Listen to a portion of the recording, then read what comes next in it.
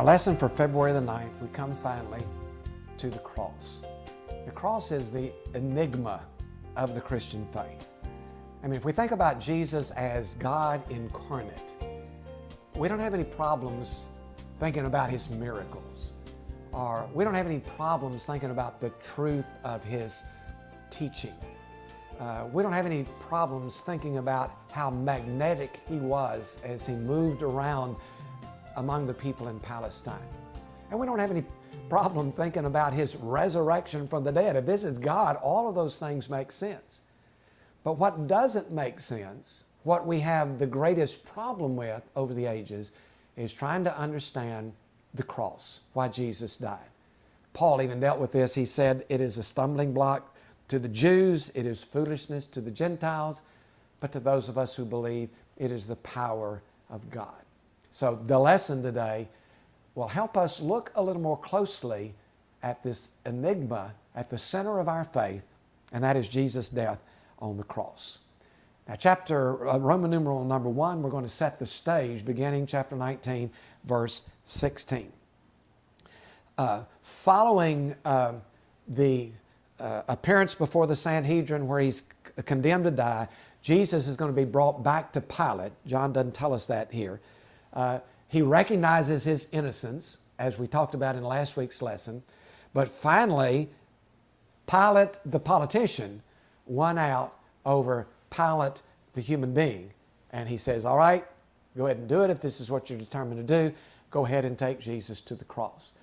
But I think it's interesting that Pilate finally had enough when it came to the placard or the sign that would be placed over Jesus. So look at chapter 19, verse 16.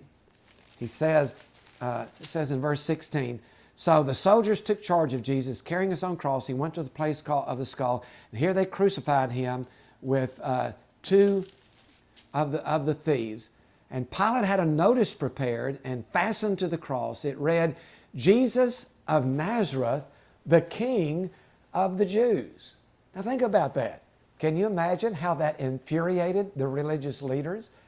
Not the supposed King of the Jews, not the fake King of the Jews, Jesus, the King of the Jews. Pilate put that sign and had it nailed to the cross so everybody who saw Him, everybody who was there, could look up and see that. And it infuriated the religious leaders, and they went to Pilate trying to persuade him to change it. But Pilate had finally had enough. I guess he dug in his heels and said, no, I will not change it. That's what's going to be up there. So Jesus died as the crowds mingled around Him and looked up at the sign, and the sign said, this is Jesus of Nazareth, King of the Jews. So let's think about the crucifixion, Roman numeral number 2. John doesn't give a lot of details of the crucifixion. Not any of the gospel writers give a lot of details of the crucifixion. And we don't know exactly why. Maybe John simply thinks that everybody who reads this will be familiar with what a crucifixion was like. Or maybe he just didn't have the heart to dig into and relive the horrors of what He went through as He watched Jesus on the cross.